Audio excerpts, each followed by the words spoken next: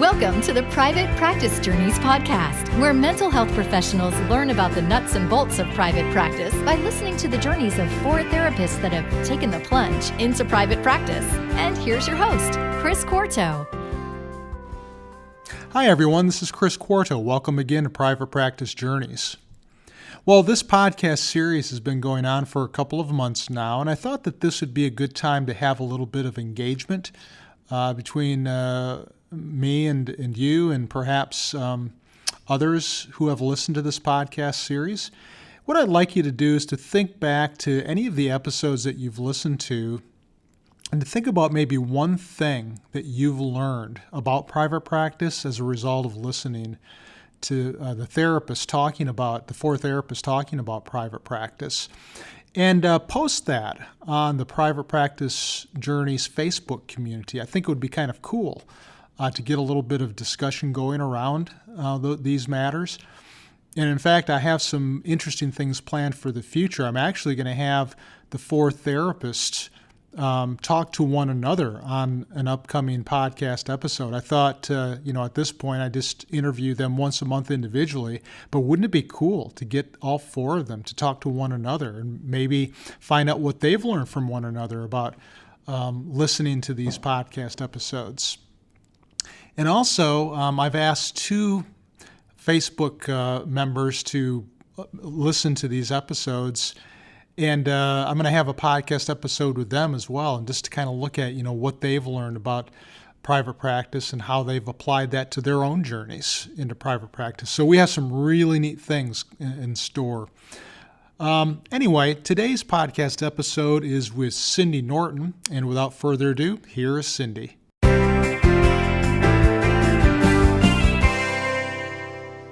Hi, Journey followers. Welcome again to Private Practice Journeys. I'm your host, Chris Quarto.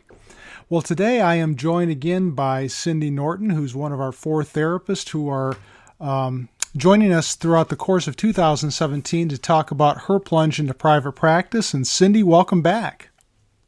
Thank you. I'm glad to be back again. So how is the weather out there in Asheville, North Carolina today? It's a little strange. Well, it has been for the past few weeks. So It's been maybe a few days this week. It's been in the 70s, and then I think we're supposed to get 2 to 4 inches of snow this weekend. So, wow. Yeah, it's really clear and sunny right now and really windy. So I think the snow is on its way. Okay. You know what? I think we might be getting some snow. We're over here in Tennessee, so I think we're supposed to get some snow maybe tomorrow, so you'll probably end up getting what we get. Yes.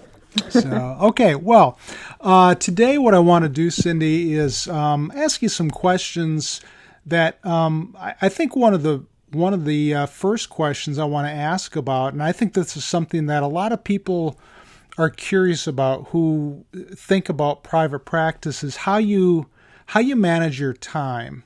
And now you're in a situation where you're doing some work at the school in your, I guess, is your primary job, and you're still developing clientele on the weekends for your private practice. And so I'm kind of curious about, just along the lines of private practice, how you manage your time, what you do.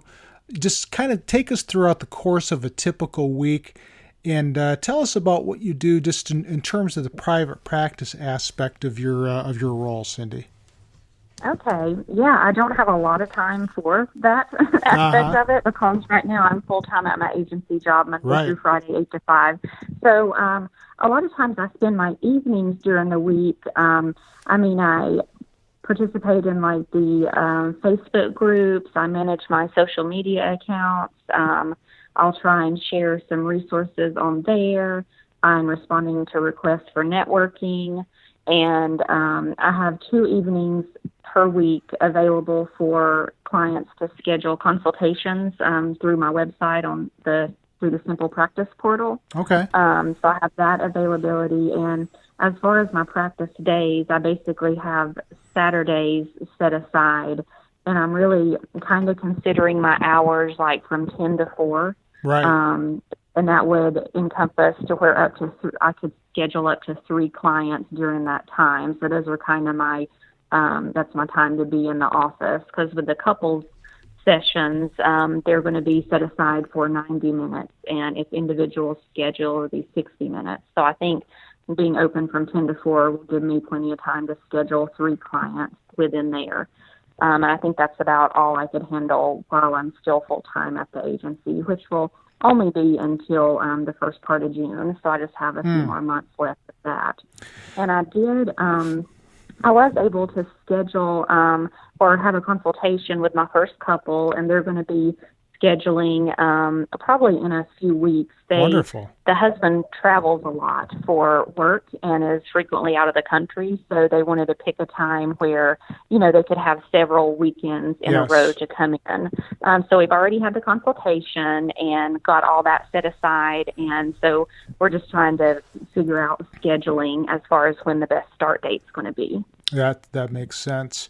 Well, you mentioned that you're on some Facebook groups, and I think you and I are on a lot of those same Facebook groups. And I just came across something yesterday. You may have seen this too, Cindy, where some therapists are in the same position that you are, where they hold full-time jobs and are doing the part-time private practice to try to build up their clientele until they can get to the point where they feel comfortable enough to leave their jobs and then go into full-time private practice.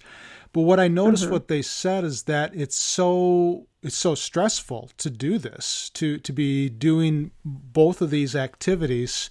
And I'm wondering if you found that to be the case, or really if, just kind of limiting it to how you talked about is working out okay for you. I think the way I have it is working out okay because, like the group that you're talking about, I noticed some people put in there that, they're working their full-time agency job, which is hard enough in and of itself. Yeah. And then they may have where they're seeing clients almost every evening and weekends. I've seen some people, they want to be able to build up in their private practice, 8, 10, 15 clients before they leave their agency job. And that's just not something that I could manage. So I really admire the people that are able to kind of see that many clients outside of their full-time job. And that's why I've kind of limited it to the Saturdays with a max of 3 while I'm still, at my full-time job. Just because I know that I would get burnout and it would be a little bit overwhelming and probably too stressful for me. How did you know that, though? Because it sounds like some people will actually have to go through the experience and try it. And I've known some people who have actually done this and decided not to go into private practice because holding 2 jobs, doing 2 things was just way too stressful. But it doesn't sound like that's not your approach, is it? I mean, you've really approached this a lot differently. Yeah, because I just like to take things really slow and fill them out. And I already know this about myself, about how easily overwhelmed I get if I have too much to do. And as soon as I have my private practice clients scheduled, I know as soon as I get 2 or 3 in there and still have my full-time job, that even just that small amount outside of my job is still going to be pretty stressful for me, but I can see a light at the end of the tunnel. I know that since I work at a school, I will be out of that position in June. So it's not like it's something that I'm going to have to be maintaining for 6 months to a year. So I know that I could maintain that in the short term. Right, but basically it's something that you know yourself, I think is what I hear you saying. I mean, you know yourself well enough that, you know what, I know what I can do and I know what I can't do. These are the limits I'm setting for myself and this is what I can handle. And I think that that's a very healthy way of approaching this. So yeah. And I think another thing that motivates me to kind of go at it slowly like this, because with my private practice, this is kind of my name and my brand, and I want to be fully present for these clients. I want to do my best work with them. I want to be come into the session refreshed and not stressed out. And I know that that if I was seeing, if I had my full-time job where I'm seeing a full day of clients and then trying to squeeze in 2 or 3 more clients in the evening, I would just be, I don't think it would be good for these clients, because they would be getting kind of like a rundown, tired version of me. Yeah, that's right. And, and the bottom line is that you do what's in the best interest of clients, right? I mean, that's what we learn in graduate school, and now it's coming to reality for you. And it sounds like that's a really good plan that you have there. Mm-hmm. Well, let me ask you a little bit about this. I want to segue into our next topic of learning to develop successful habits. And, Steven Covey wrote that book, 7 Habits of Highly Successful People. And I wonder for you, Cindy, if you've started to develop some habits as a business owner to help you develop that successful private practice. Yeah, well, I haven't read that book, but I do know the 7 habits, and I've kind of reviewed those a little. And really the one that stands out to me as far as my journey is number 4, and it's just called the win-win. All right. So it kind of talks about how a lot of people learn to base their self-worth on they'll compare themselves with other people, or they'll compete against others, to where they kind of view it as a winner and a loser. And I think that sometimes when you go into business for yourself, it's easy to get caught up into that mindset, like I'm in competition with all these other people that are offering the same services as me. Yeah. But I have come at it from a totally different approach, and it just makes things so much easier, and you're less stressed out, and you get so much support. So I just believe that there's plenty of clients for everyone, and that I don't see any therapist, even if we have the exact same training and even if we have the exact same ideal client, I still don't see them as competition. I see them as someone I really want to get to know, so maybe we can collaborate on some things. Mm-hmm. I think there's a lot to be said about that, and I agree that there's plenty of clients to go around. I guess, except if it depends on the community that you live in. I suppose that in some cases that might be different. But I found in my experiences that there've always been enough clients to go around, and you're right that you can learn a lot from other therapists, not only in terms of collaborating, but just what is your take on this? How do you go about doing this? I mean, just kind of picking their brains as well, and you can learn so much from them and apply it to what you're doing. And once again, it gets down to providing the best services for clients. So I agree with that wholeheartedly. Mm-hmm. Yeah, because the few times that I've went on networking lunches, with people in the community to meet them, other therapists, we almost always walk away with some plan to collaborate on something. Right. And I think that's really awesome. Yes. And I think that I saw something on that you're doing on Facebook. Wasn't it that you were going to be doing some sort of a talk or a presentation or a workshop or a retreat? I don't remember what it was, with another therapist? Yes. So I've been attending some of I guess they call them lunch and learns. There's 2 different groups here in Asheville. All right. That hold just where therapists kind of get together once a month. And we'll have a presenter, like a local therapist in the community that will present on something. Yeah. And they'll have free CEUs. And I've been attending these for years, ever since I started grad school. And so one of the people that runs one of those asked me to present, and he's asked me to present a couple of times in the past. And I'm like, no, I'm not ready. I'm still in school. And then I was like, I need to get my license and all that, and kind of been delaying it and putting it off. But he asked me again this year, and I agreed. And I wanted to present something, about the Gottman method, since I'm most familiar with that. Sure. And I know that there's another therapist in town that's planning on getting certified in the Gottman method, like I'm planning on. And so I just reached out to her and see if she wanted to co-present, and she agreed. So we're actually going to be presenting at one of the one of the groups in July, and the other one in September. Wonderful. So we've got 2 presentations coming up. So I'm really looking forward to collaborating with her on that. What a great opportunity for both of you, really, and to benefit the other therapists in the community, and all working to help one another. That's just fantastic. I love that. Mm-hmm. Well, because I want to use I was just going to say, I want to use the Gottman method, that approach, to kind of set me apart from other couples therapists. But in the same way, I want to connect with the people that are doing that, so we can collaborate on presentations like that. Exactly. Yeah, that's wonderful. I love that.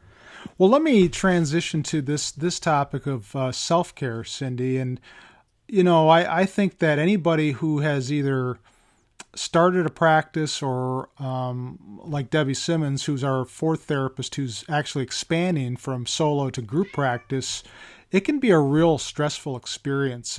And some people end up taking on too much, and they don't care about themselves in the process, or care for themselves. I want you to talk a little bit about what you know about yourself, your signals that you've learned about yourself, that, I know I'm getting to that limit or that boundary. I'm taking on too much.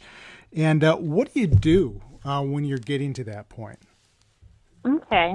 Well, I know that some of my signs, because I've definitely noticed them the past few years, as far as just graduating and starting fresh in an agency job, and just like it's a little bit overwhelming. And so some of my signs of getting burnout, I get migraines. I notice that I'll get them more frequently if I'm feeling really burnout and stressed out. I get a lot of like physical symptoms. So I'll have really bad stomach aches, and my stomach will hurt all the time because I'm worried. And I'll get, sometimes my skin, like around my hands, I'll get like little rashes.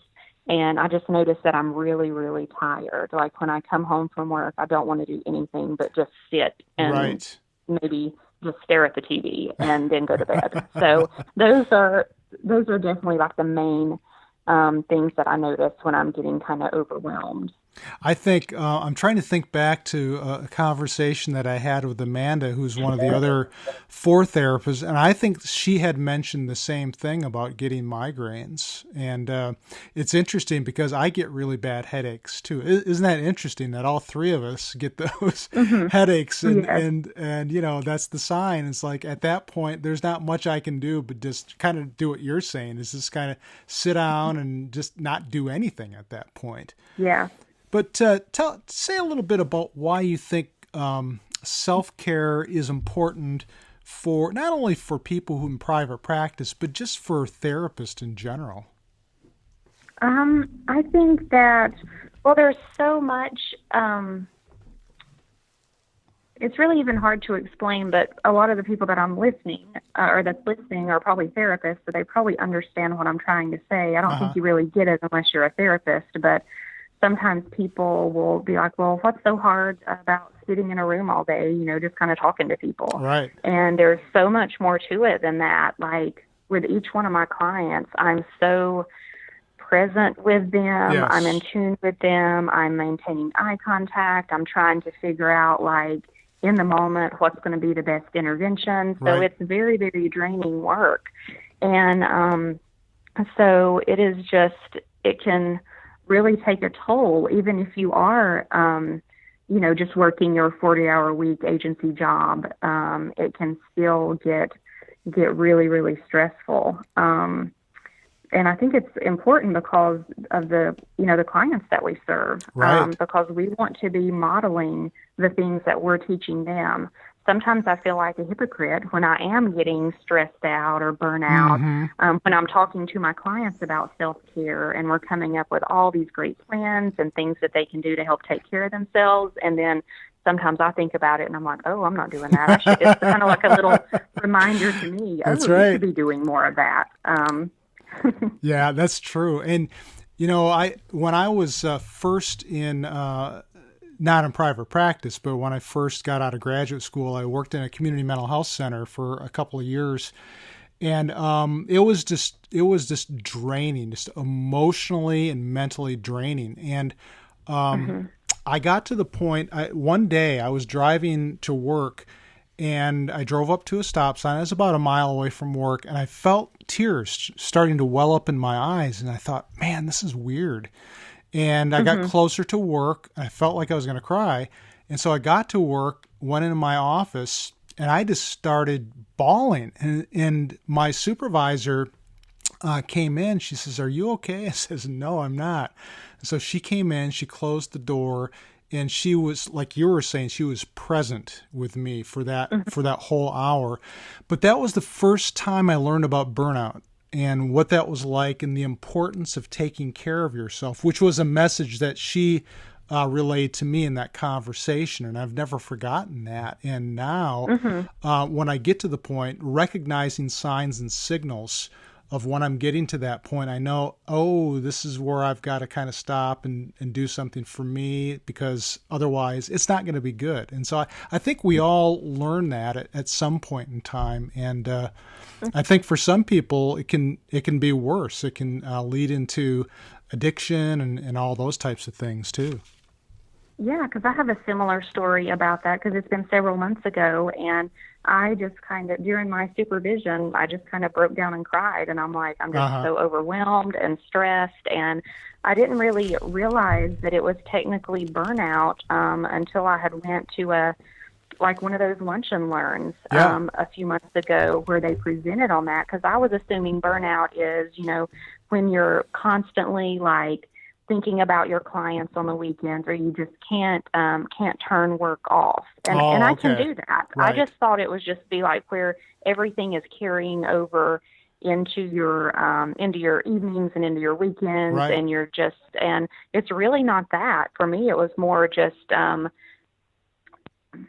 knowing that the energy that I'm giving in session and just how everything kind of combines for the burnout. Yes. So it just made a lot more sense to me. And after I talked with my supervisor about it, I felt a lot better and was able to start taking action and implementing more self-care strategies. And since then, the past few months, things have been a lot better. I mean, the stresses at work haven't went away, and nothing's really changed in that arena, but the way that I view it and look at it and the way that I'm taking action is different. Yeah. And you know what, I teach in a graduate program in counseling, and I've noticed that over the past 10 years or so, that there's been much more emphasis placed on self-care. And I know that at our university, we are very intentional about ensuring that our students take care of themselves, and learning that and incorporating that in terms of their professional identity. That's a critical part of their professional identity, is to care for themselves, because if they don't do that, they can't care for their clients, obviously. So. Yes. Well, let me ask you about this next topic, Cindy, about learning how private practice impacts personal relationships, because I think that one thing that people don't always think about when they go into private practice is that it's not only them typically, but there are other people who are important to them who are also coming along for the ride. And so I guess who I'm talking about are partners or spouses or kids, family, whoever it is, that they're coming along for the ride too, because they're important parts of our lives. And so I guess I wanted to talk to you about that a little bit, about who's come along for the ride with you, and what kind of roles have they played as you develop your practice? Probably it would definitely be my parents and my partner, John. Okay. They've all been so very supportive, and everybody kind of has a different role. So I always joke, because my dad is one who wants me to consider all the angles, because it may come across as like he's being discouraging, but he's really looking out for my best interest. Okay. He's like, well, have you thought about this? And you need to make sure that you've got it planned to where you're putting money aside for retirement, and what are you going to do about health insurance, and just helping me plan to make sure that I'm successful. And I'm like, I've already thought about all that. And then I explained to him, how I've got it in my plan. So, but he is so very excited for me, him and my mom. Oh, great. And they know how bad I've wanted this for such a long time. Yeah. And and my partner John is great because sometimes when I'm just feeling discouraged and things kind of get overwhelming and I'm like, oh, should I even still be doing this? I should just go back to like an old job where I'm just entering in data. I don't have to worry about anything, and it's just so simple. And he just always gives me a pep talk and just helps me get rid of those negative thoughts and just makes me feel better. And he just tells me, how successful I'm going to be. And so it's really helpful. Isn't that great to have somebody like that in your life, to have a cheerleader, or in your case, cheerleaders, because your parents are cheerleaders too, it sounds like. And I think it's so important when you're first starting off doing this stuff to have people who will encourage you, because there can be a lot of things that will discourage you when you're first entering this field. And well, if it's not too personal, what's been the challenge for you pertaining to your personal relationships as you're kind of starting up this private practice of yours? What's been some of the challenges for your personal relationships? I can't really think of any challenges because everyone has been so supportive. Yeah. But sometimes I'm worried about, as I start my private practice, like I may not be bringing in a lot of money. And when I do, I want to reinvest it back into my business so it's successful. Right. And just thinking about me, I'm more worried about maybe not contributing equally to the household and things like that. But, I've already discussed that with my partner, and he's like, that's okay. We'll find a way. I know you're going to be successful. But that's kind of one of the challenges it's been for me, because I want to make sure that I'm contributing and pulling my weight, and but I know that it's going to work out, but it may be a little while before it gets to where I feel like I'm comfortable with the income that I'm bringing in. Well, that's a really good point, Cindy, because I think that as you were talking about that, I was thinking, how important it would be for partners to talk about the financial aspects of private practice, not only how much money you might make someday, but the money that you bring in and how it's used. Like you said, reinvesting in the business and how you're going to make ends meet. I mean, there are a lot of things that couples should be talking about, right? Yeah. Yeah. Well, let me go on to our last topic for today, and this is learning to develop a private practice mindset or an identity. And I know for you, you're working in schools right now, a school-based therapist, and providing those types of services. And really, that's not a type of service that we would consider for-profit. But now you're kind of segueing into more of a for-profit role. And I wonder for you, Cindy, if that poses any challenges or difficulties in terms of thinking of yourself well, first of all, thinking of yourself as a business owner as opposed to just an employee, but also if there's any challenges just in terms of shifting from that nonprofit to for-profit to identity. Yeah, I think for me it may be the opposite of others, because it feels like, private practice has always been my end goal. So it's kind of like my default mindset.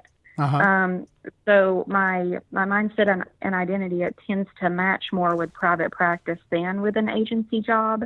And I've always considered, the agency job as a stepping stone. So with having my undergrad in business management, it's not that difficult for me to wear the hat of a business owner. Right. So, I'm still going to have my fair share of doubts and concerns about money and figuring things out. So there are going to be challenges there. But as far as the mindset, I think my mindset is already there for private practice. So I don't think it's going to be that difficult shifting from my agency job to a private practice in that regard. Yeah, that makes sense. And when I was talking to Lisa about this same topic, and her background is social work, which is working with the disenfranchised and totally different type of clientele there. And so for her, making the shift was a little bit more challenging. But for you, you've come from more of that business background, educational background. So it doesn't sound like it's really going to pose that much of a challenge for you. Was there anybody? Did you get any kind of negatives from people? And I think I know the answer to this already, but any negatives from people who said, you shouldn't be doing private practice. That's just for people who want to make a lot of money off people and stuff like that. Did you ever hear anything like that? Yeah, I hear it kind of in the form of when I'm telling people about my practice, and they're like, "Oh, you're private pay?" And I'm like, "Yeah." And they're like, "So you don't take insurance?" "No, I don't." And then they're like, "Oh, well, you must have a sliding scale." And I'm like, "Well, no, I don't." So it's just, it's like there's this expectation because we're in this field that, sometimes it feels like we can sometimes be devalued. And so it's just kind of hard to kind of not feel criticized or shamed or anything like that, because you do place a certain value on your services. And because I'm going to go about it a different way, because I am going to be giving back, because I want to be able to have time to provide free workshops in the community and different, premarital workshops and things like that. And I also, when I'm full, I want to add a spot, maybe through the Open Path Psychotherapy Collective. Yeah. So for people that aren't familiar, it's actually a guy here in Asheville, Paul Fuglesing. He created it. So it's like people who maybe can't afford the fees, they'll go on and they pay a $49 lifetime membership to be part of the collective. Okay. And then they can be matched up with a therapist where they pay between $30 and $50 a session. Oh. So it allows people that wouldn't be able to afford maybe a therapist fee to kind of get in with them. And sometimes people will offer 1, 2, or 3 of those slots in their practice. So it's kind of like a sliding scale, but a little bit different. But it's a really great collective. So I would encourage people to check that out. Nice. And we'll make sure and put that on the show notes. That's what a wonderful service that is to the community. Mm-hmm. Well, Cindy, we're at the end of our podcast interview today. And if anybody wants to get a hold of you or check out your website, how can they do that? Yeah, my website is avlcouplestherapy.com, and I also am pretty active on my Facebook page. So if you just search for AVL Couples Therapy on Facebook, I should pop up, and I share a lot of cool information on there. Wonderful. Okay, so we'll put that in the show notes as well. And so I guess what we'll do is we'll stop the interview, and we'll talk again next month to see what new and exciting things have happened in the month of March. Yeah, that sounds great. Okay, thanks for joining me today, Cindy. Oh, thank you. Okay.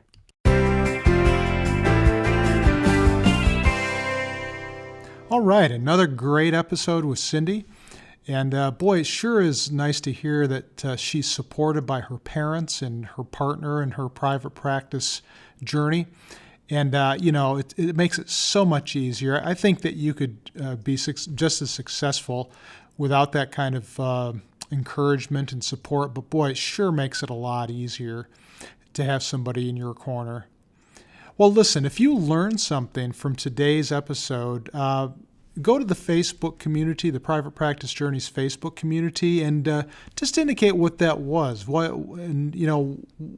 kind of an impact that made for you, or why that was significant for you, or actually any of the episodes that you've listened to. I'd like to kind of get a discussion going around that topic.